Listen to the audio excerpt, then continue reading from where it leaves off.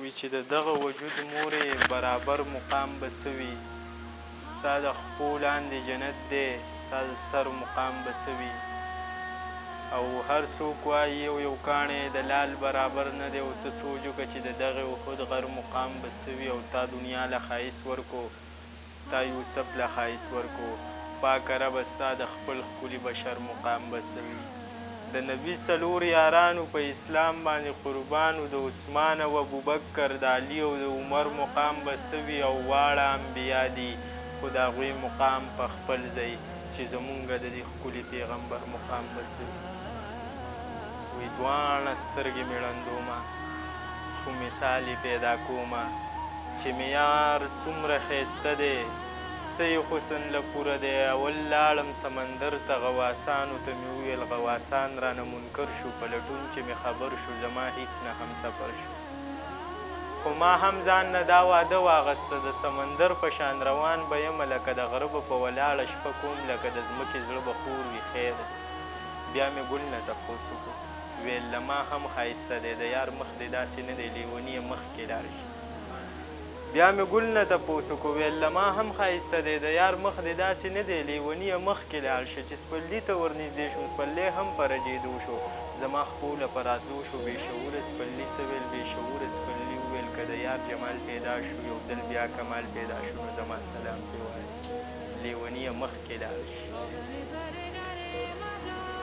د دنیا حسن راټول شو، د هر خوا حسن راټول شو، د هر چا حسن راټول شو. هغوی ما نه تپوس وکړو، ما د زړه نه تپوس وکړو، زړه صفا ټکو کې وویل، زړه صدا ټکو کې وویل، دا خو صرف زما زیری یم، د یار نه دی.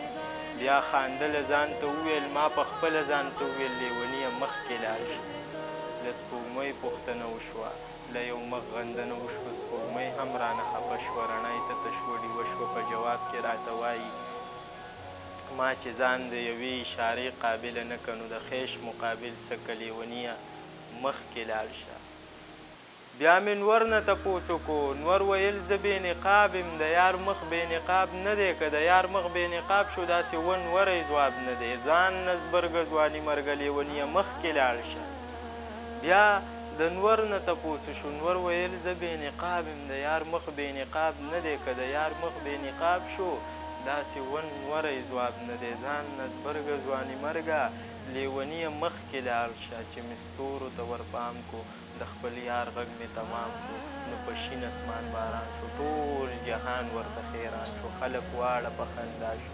ما ویل ستوري م په ژړا شو، ما ویل ستورو ته م وریاد شو، هغه نور هم داسې وویل، ما ویل ستورو هم داسې وویل، لیونیه مخکې لاړ شه. د کعبې په لوري لاړم، چې خدای پسې مینو، د هغې په لوري لاړم، د کعبې الخام ته ګوره ما ته وایي، لیونیه دا خو ته اوس د بلال په لوري لاړم.